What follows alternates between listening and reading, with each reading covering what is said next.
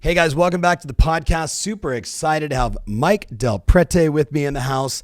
If you don't know that name, you're certainly going to get to know this guy really well in this podcast.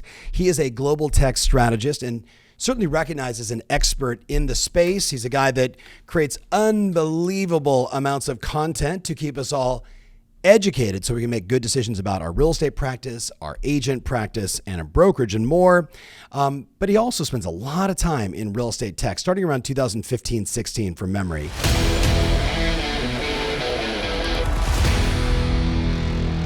So Mike, welcome to the show. Thanks, Tom. Happy to be here. Yeah, thank you so much. So broadcasting live from New Zealand on your end. New Zealand just went into a little lockdown, so we might have some wonky Wi-Fi moments, but everybody healthy, happy on your end?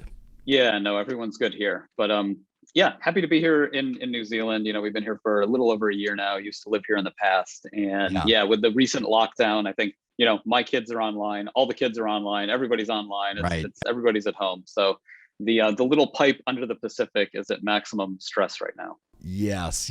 Well, thank you again for being here. I know a lot of people, they want to talk about real estate tech, and we have a lot of things we're going to cover in this podcast for my listeners out there.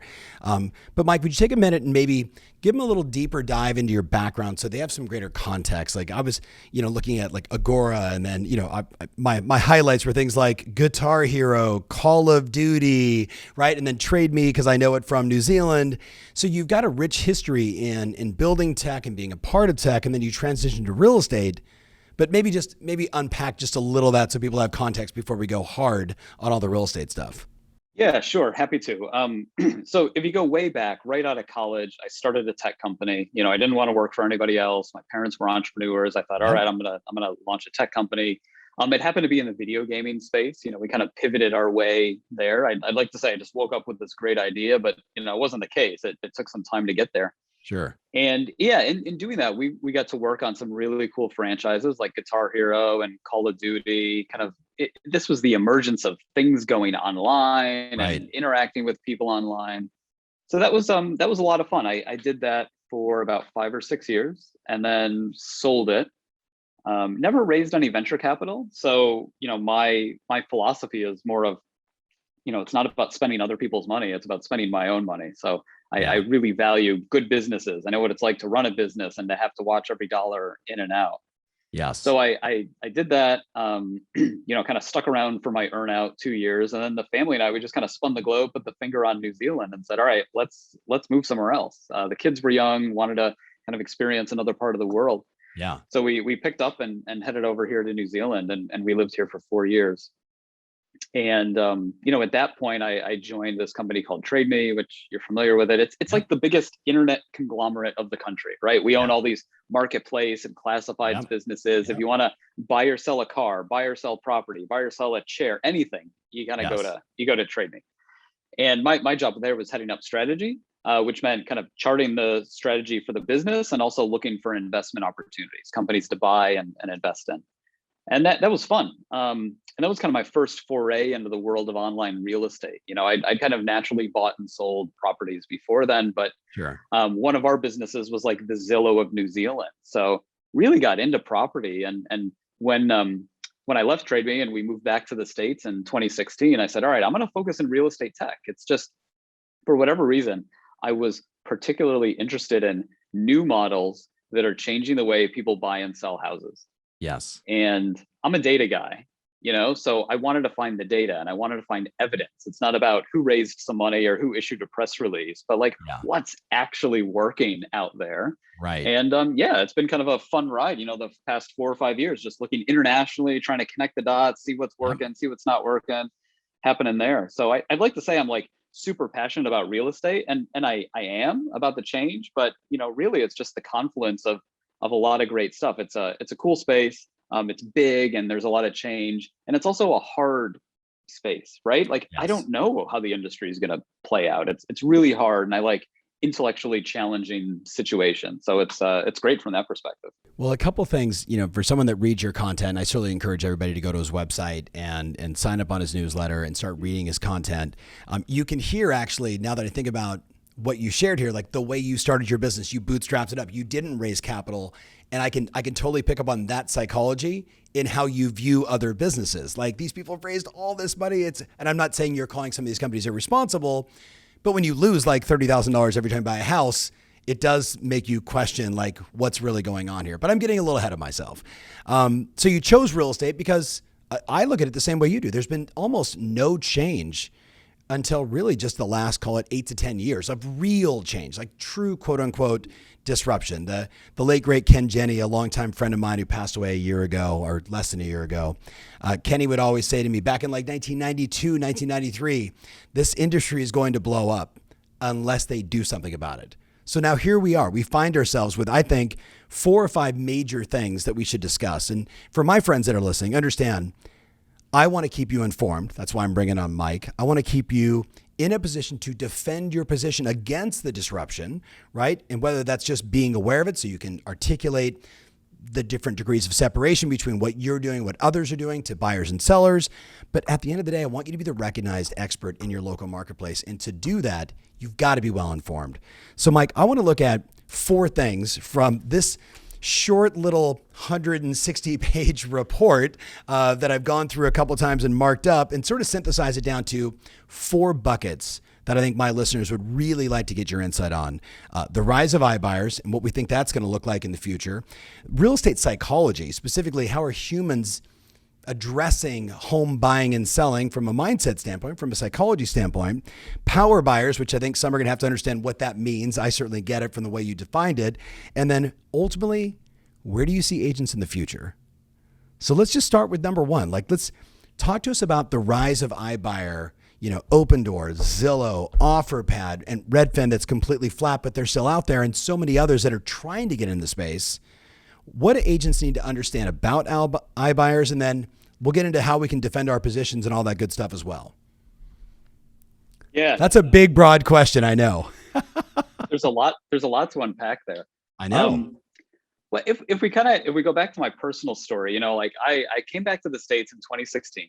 I was interested in new models that are changing the way buy and sell houses. And that's when Open Doors started. Right. So it was really kind of this perfect timing. And if you think about models that change the way somebody buys and sells, like iBuying was the only one at the time that really was trying something radically new. It wasn't just bringing certain things online or digitizing this or speeding that up. They kind of cleared the table and said, we're gonna give you a whole new path from A to B. And it's a really interesting proposition. So it was a fun company to watch. And I remember spending, I'd be spending my evenings going through MLS records and public property records on Redfin and just kind of like trying to follow the data and see what's going on there. So I think, iBuying was kind of the biggest thing to happen to the space since the advent of the real estate portals, Zillow and Trulia and Realtor.com a decade before.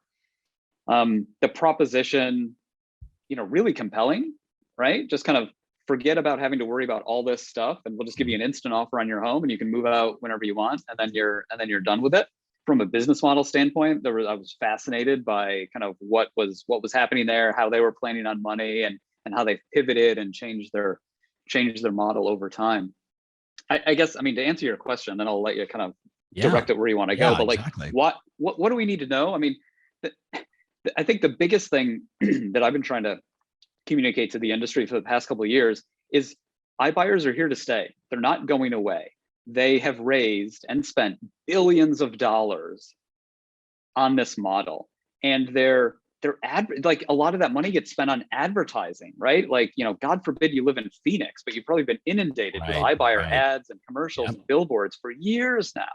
So consumers know about this. Consumers know there's a new way to sell your home, and they're going to start asking questions. So you got to be aware, like there's this new game in town. You can't ignore it. I don't think you should dismiss it, but you should really, like you said, Tom, kind of understand it and be able to, as an agent, act as an expert advisor to guide somebody through the process. Maybe iBuying is right for a homeowner. Don't steer them away from it. You got to do what's right for them. Maybe it's right for them. It's not right for everybody, but maybe it's right for them. It's so hard to even, I can imagine somebody right now in Phoenix who just wants to shoot themselves, or Raleigh, North Carolina, or now, Houston, Austin, Dallas, et cetera, where this has become the norm, and so many other major cities in the US. Like you were kind enough to publish like transaction data. So from memory, I want to say it was like 0.2% or 0.5% of all the transactions in the US, which doesn't sound like a lot, but it appears that they're picking up more and more momentum. So what insight do you have on the data and the number of transactions, and what is that telling you about what could be their market share? Yeah, it's a good question. So kind of pre-pandemic, 2018, 2019, nationally, they were like 0.5% market share. Right. Which is, it's unfair because they weren't national at the time. They were like super centralized in those cities you've talked about. Market share in those cities, Phoenix would be the biggest one, right? It's kind of, 5-6%. That's where we were at. And Phoenix is the mother of all iBuyer cities, right? It is, it's perfect. Others, maybe 2-3% market share. And during the pandemic, it just kind of dipped really low. But last quarter, the last 3 months, iBuyers bought more homes than ever before. Yeah. So they're back. They're back in a really big way. Yeah. And that's not just more than 2020. That's more than 2019, like any other time period. It's huge. They're buying tons and tons of houses. And we can get into that why later. But in terms of how big it is, I mean, I don't have a crystal ball, right? All I can go on is the data of the past and the present, tell you what's happened, what's happening, and you can kind of connect the dots and figure out where we might go. I've never been someone who thought, iBuying is the future of real estate. It's going to be 50% of total transactions, or even 20%, right? You've got like the mother of all iBuyer markets. A high point market share is like 6 or 7, where they've been 5-6 years, spent hundreds of millions of dollars. You've got a second tier of markets where you're at a couple percent market share. The evidence shows me that this is kind of a high single digit market share situation, right?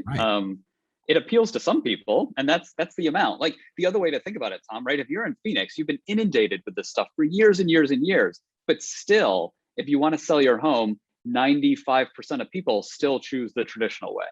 Of course.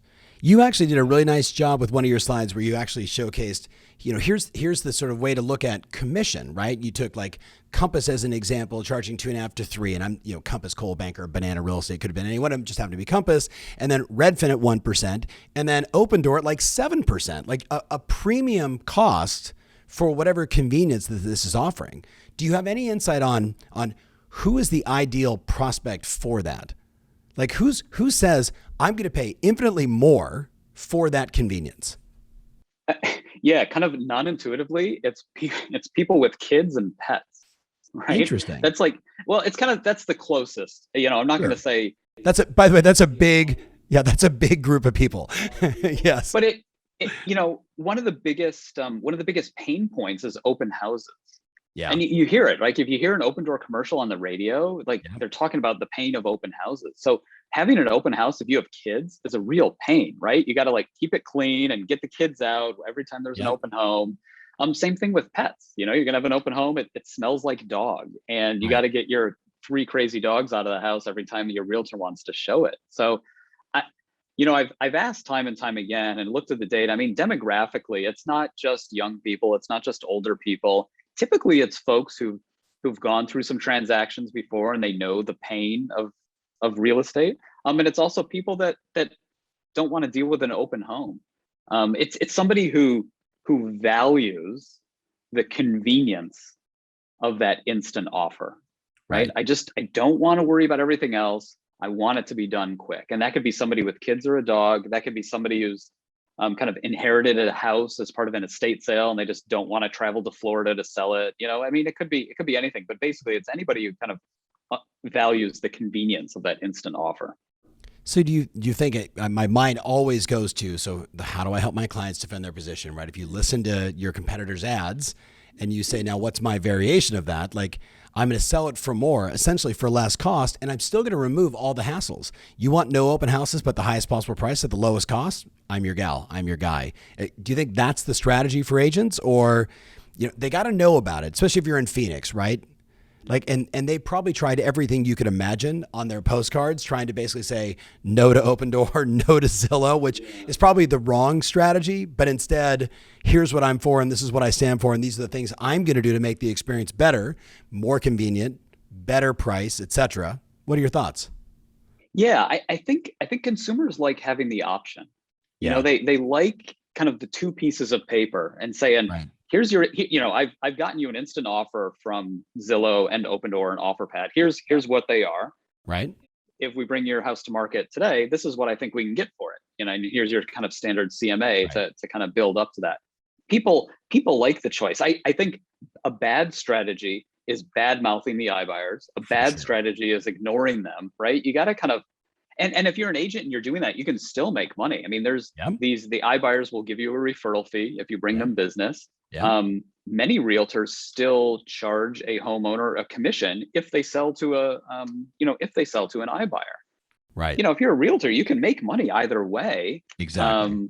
And it's commensurate with the amount of work you put in and all of that. So if it were me, I would be kind of completely open and honest about all these options. And I'd position myself as the local expert, not just in the neighborhood, but with all the different business models. Bingo. Bingo. Love it.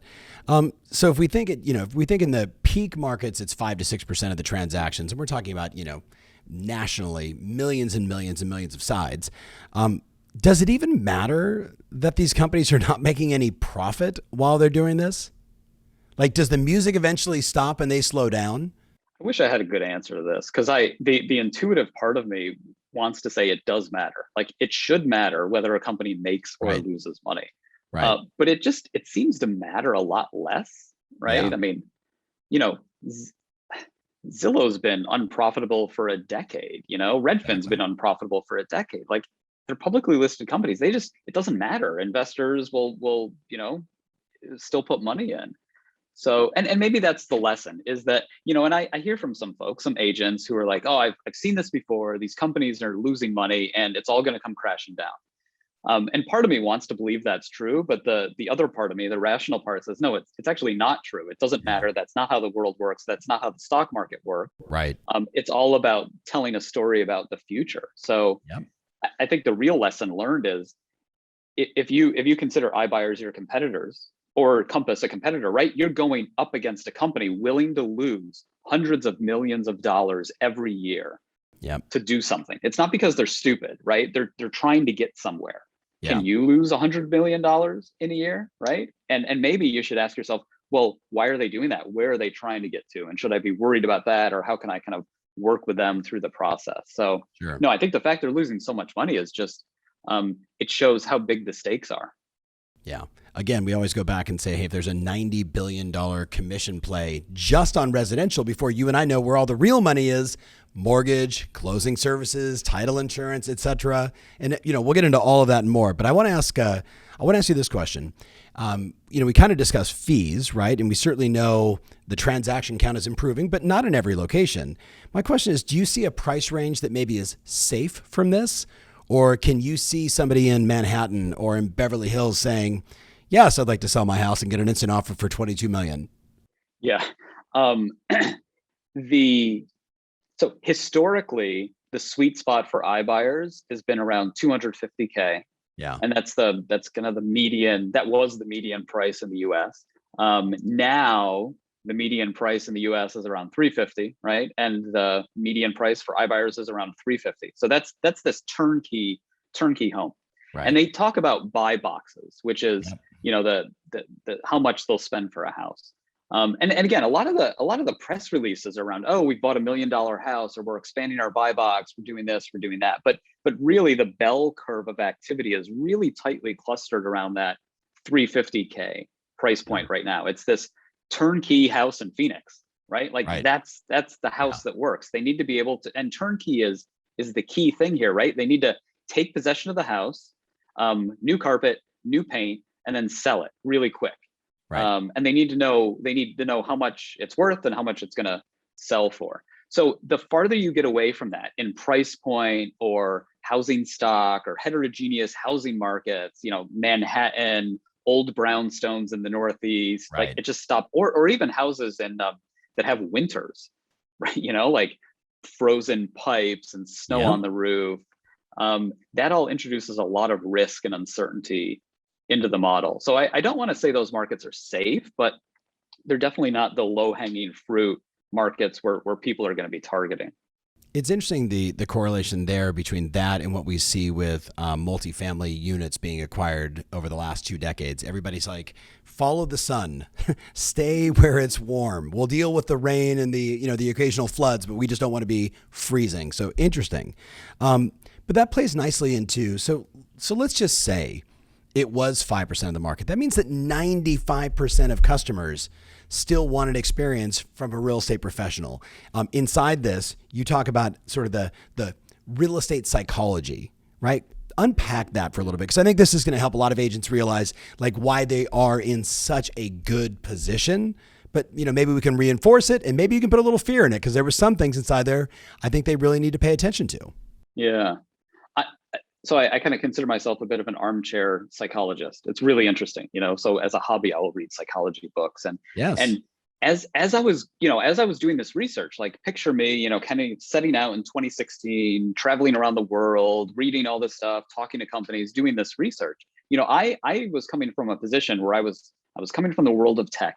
And I thought, why can't I just buy and sell my house on my phone? Why is this not working? Why is nobody doing this? Yeah. And I've gone through this journey, this evidence-based, data-driven journey, and I've ended up where I am based on the realities out there. And I think the reality is human psychology has a huge impact on this industry.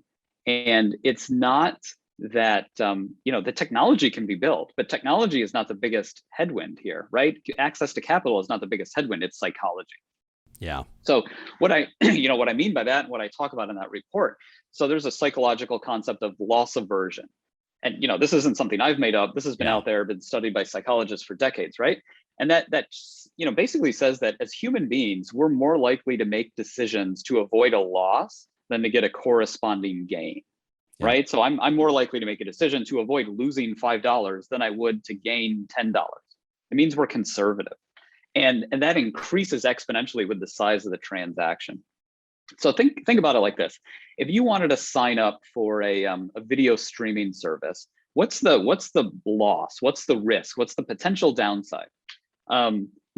These are low value transactions, and they're very frequent, right? Every month you pay your bill. You try Netflix, you don't like it, you cancel it. You've lost, either it was free or you've lost like $13. Not a big deal, right? No. But then if you think about these high value transactions that occur really infrequently, the downside of making a mistake is quite big. Think about buying a car, choosing a university to go to.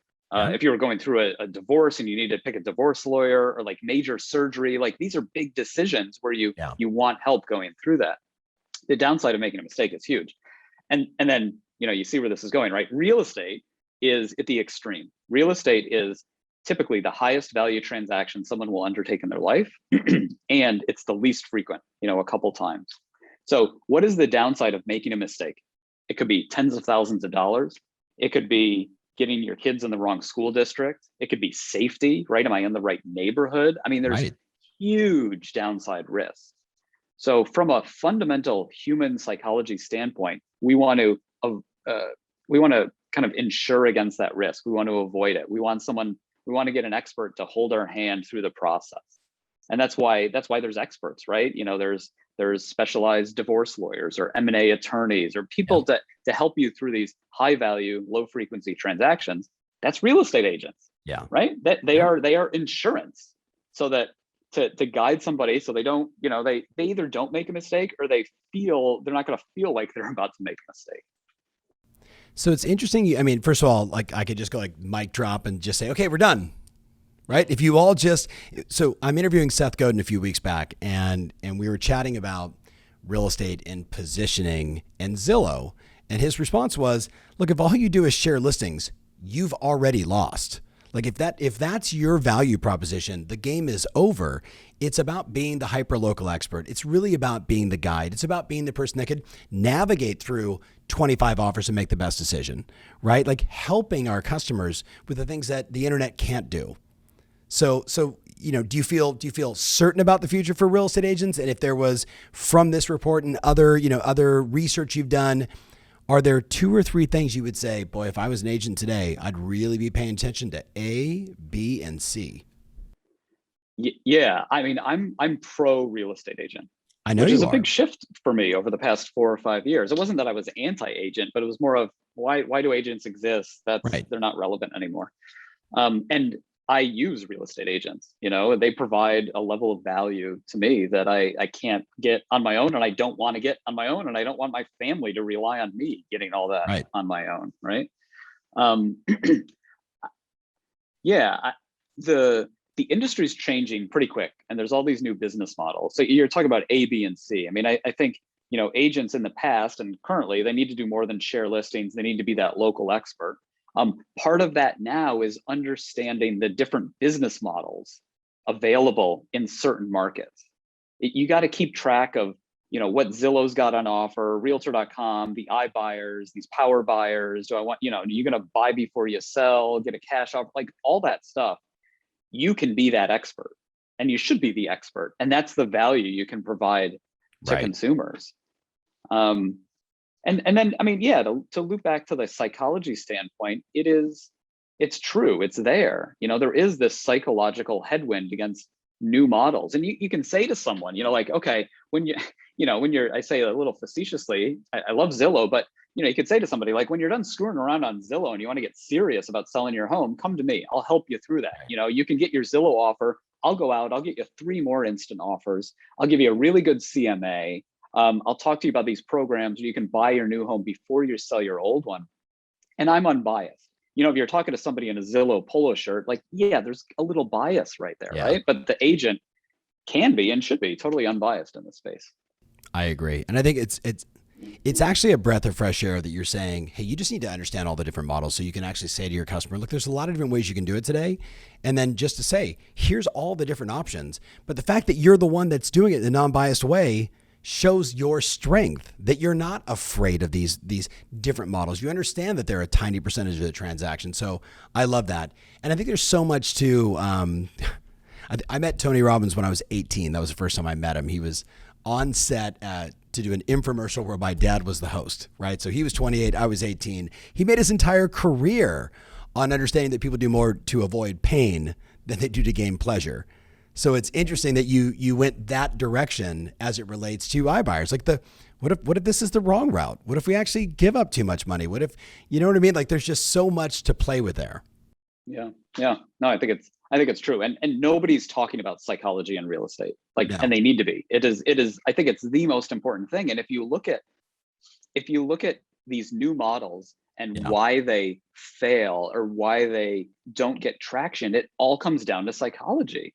Right? Like, am I going to use some, like, I don't know, just imagine trying to convince your partner that you want to sell your home using a discount brokerage that you've never heard of before.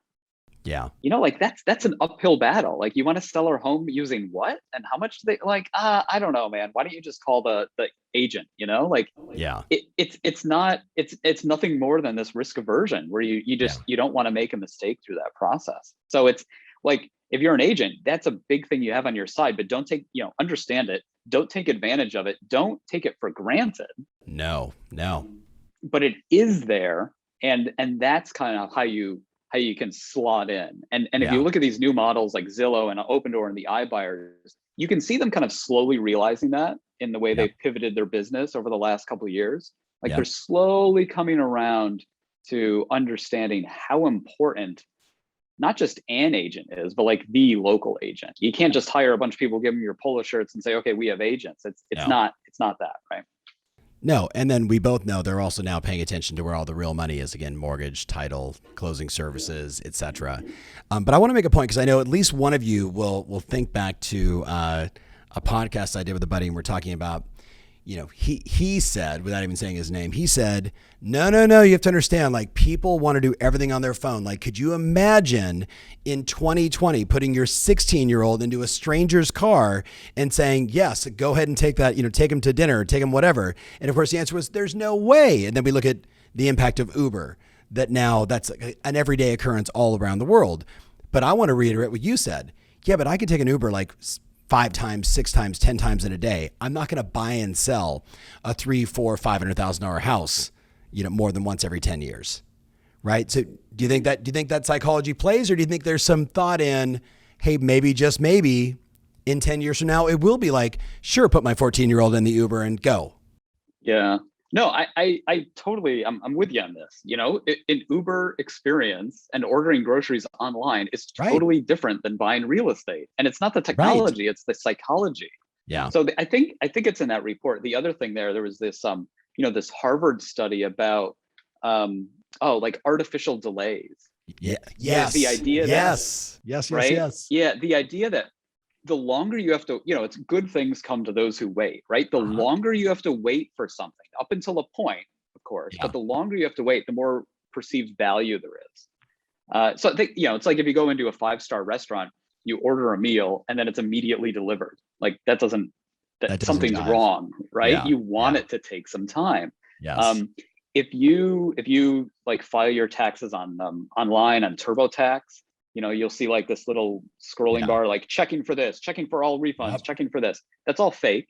Like the computer knows like that, it's done, but it's inserted there. Or if you're, on your bank's website and they're doing a security audit and there's like a little bar, those are all fake, because if it happens too fast, it sends us, it doesn't work in our brains, right? It's confusing. It's like, wait a minute, this was too big of a thing to happen too fast. Yeah. So if people want to delay when they're submitting their taxes or ordering a 5-star field, like, do they really want a one-click mortgage, or do they really want a one-click purchase? I don't think people do. I've seen no evidence suggesting that. Like, people want the transaction to be, easy, and I hesitate to say fast. I mean, they don't want it to be too long, right? Yeah. But I don't want to be able to buy a house in one click. I don't trust myself. It wouldn't feel good. And there's just no evidence out there to do it. So yeah, just because it's happening with Netflix and groceries, I don't think you can make this mental leap to be like, oh, and then it should happen everywhere else. And even if it does, real estate is like the last cab off the rank in terms of where it's going to have some sort of impact, because it is so infrequent, such a high value. Right. And you could even say, chatting with so many of my friends in the mortgage space, the one-click mortgage, right? The problem with that is usually the lack of humanness on the back end. I still want that advisor. I still want to call and go, Mike, what do you mean? Like, I'm supposed to close in like 5 days. Why did I just get an email? Why did no human actually reach out to me? So there's that balance, I think, between, some things that we want to just hit a button and have magic happen.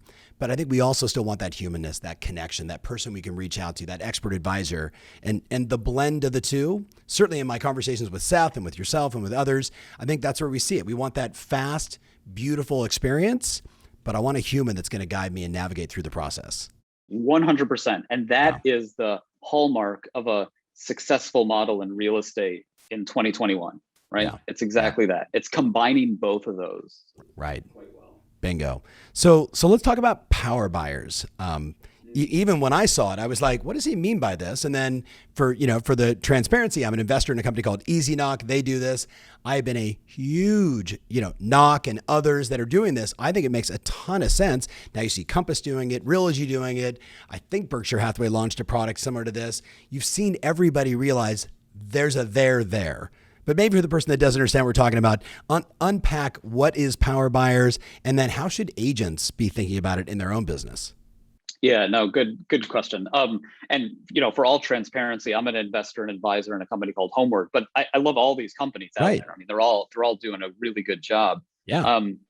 I use the term power buyers to describe companies that are getting close to the transaction and helping buyers out, right? So iBuyers are getting close to the transaction and helping sellers out.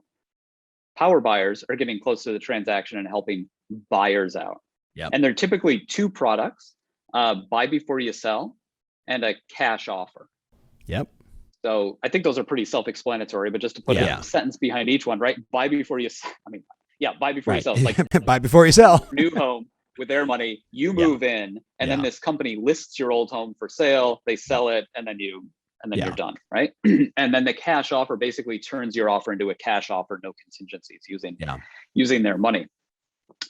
These are really the models of the moment for Yeah. 2020 and 2021 because it's been a seller's market. Of High course. demand, low supply. How can I stand out? Everybody wants to move. Somebody told me this once and it's great. Nobody gets excited about selling a home. People get excited about buying a home. Yes. So I think this is a great area to target. And what do you think? So do you think in the future? I mean, because let's assume that there will be a time in the U.S. and around the world where there is enough inventory, right? Where buyers actually have choice versus, oh my God, write an offer, whatever it takes, remove all contingencies. Take my 3-year-old, go, please, just accept my offer. There's going to be a time and place where this would end. Do you think this product category endures the test of time, or is it just in this moment? No, it's a good question. And, maybe there is some bias because I have a little teeny tiny bit of skin in the game, right? But sure. I could be wrong, but I think it sticks around. I think it becomes the new norm. Like, why wouldn't it seems like a better way to do it. Like, why wouldn't you do that? And it's not going to be 100% of transactions. Maybe it's not even 50, but you know what, if it's a couple percent of transactions, that's still several multi-billion-dollar businesses that can operate in this space. And it's a great example of how you can use access to capital as a competitive advantage to provide a cool, new, interesting product.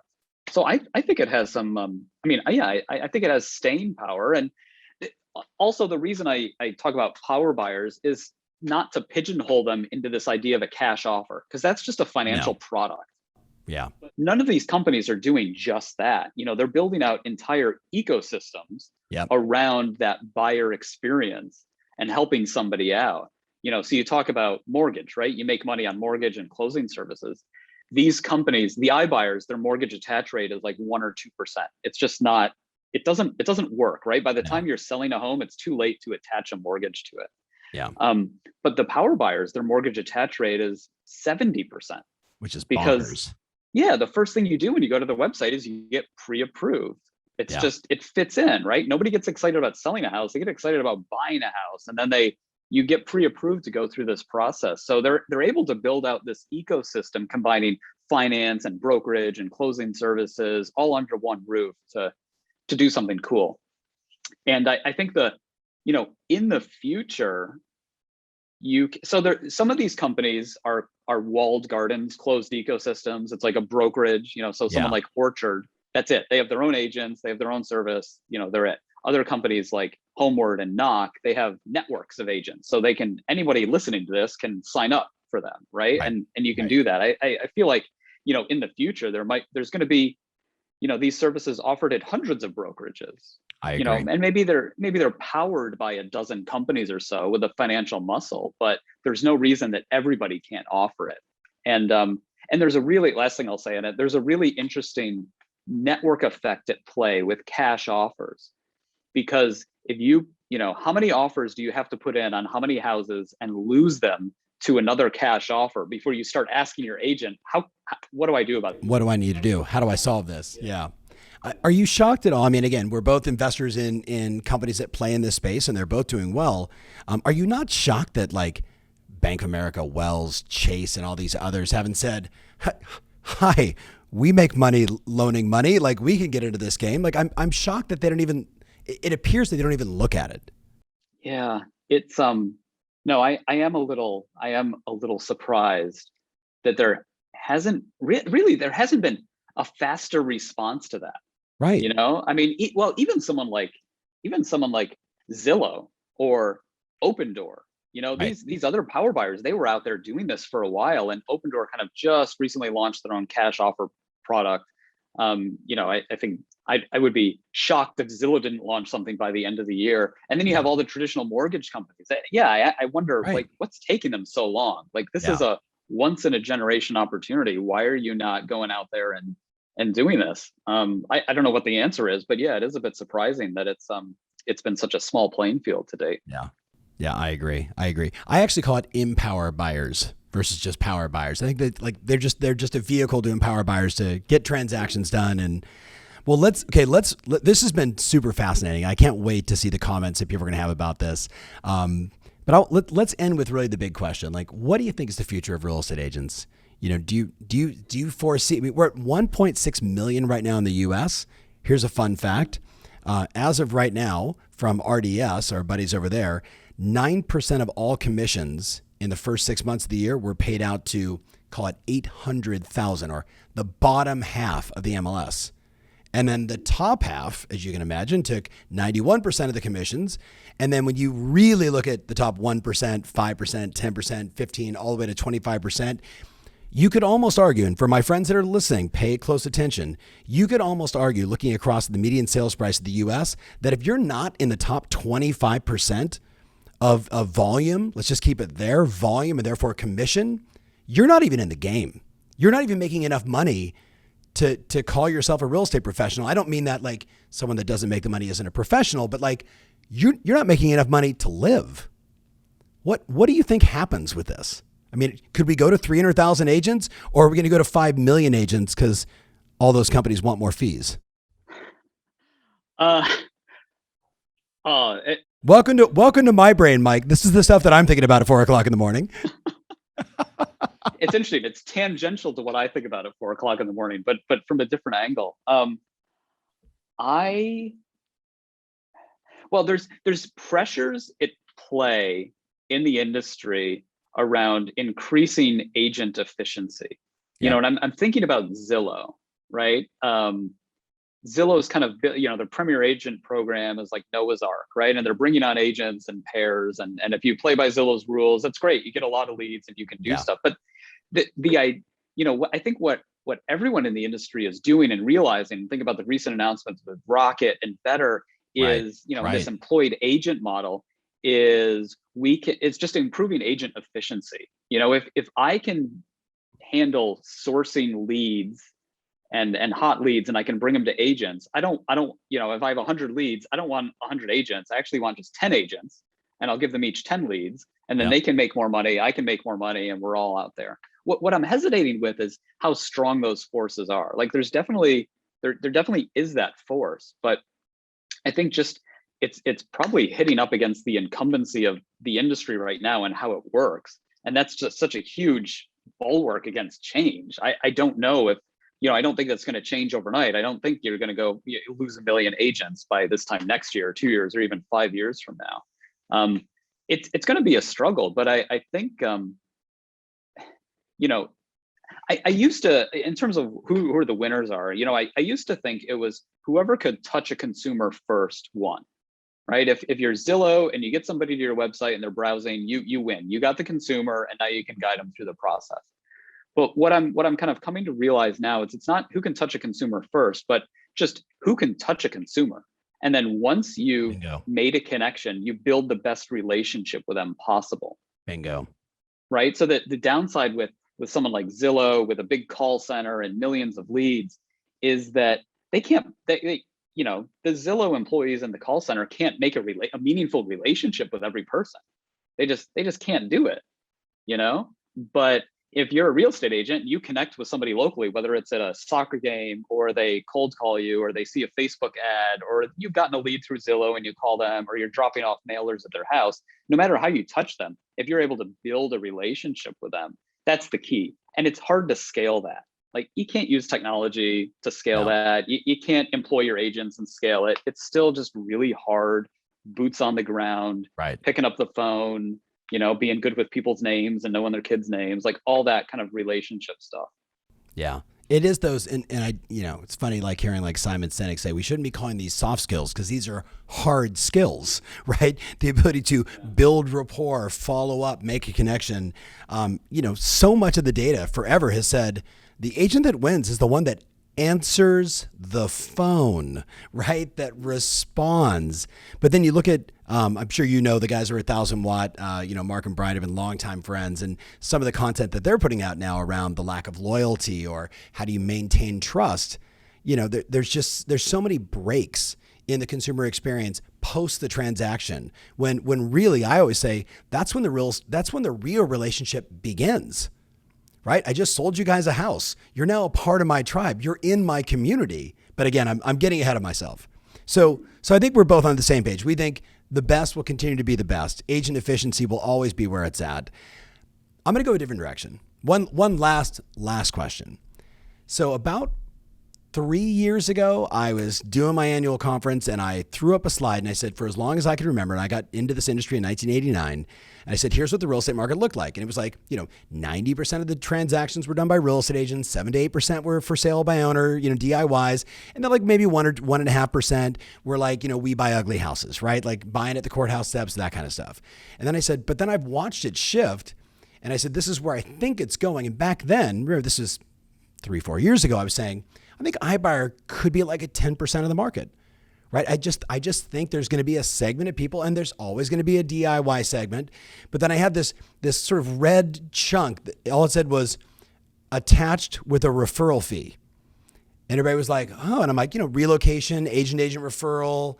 So what I wanted people to understand was I see commission compression differently than just discount brokers. Well, now I'm out, talking to people and doing events, and I'm literally saying my prediction is in the next 3 years, half of every real estate transaction in the country will have a referral fee attached to it. Think about all the companies that are arbitraging. They're going directly into the vein of the real estate agent. Mortgage companies, real estate companies, just pure advertising companies. I'm just curious, like, you do a lot of research. What do you think? No, it's interesting. I'm curious what the do you know what that number is today? I'm desperately trying to get it. It's a hard one because how do you tell between, when you're looking at sales volume, gross commission income as it would relate to, 250 of the top MLSs in the country that can, control 95% of all transactions. It's hard to get to. We see it when we look at our clients' numbers. Right? You see it because who's on Zillow Flex, who has RDC VIP. You see who's got, Quicken as a partner, as example, and you see agent referrals, and you see relocation. But I think about it as the Blob. Remember the movie The Blob?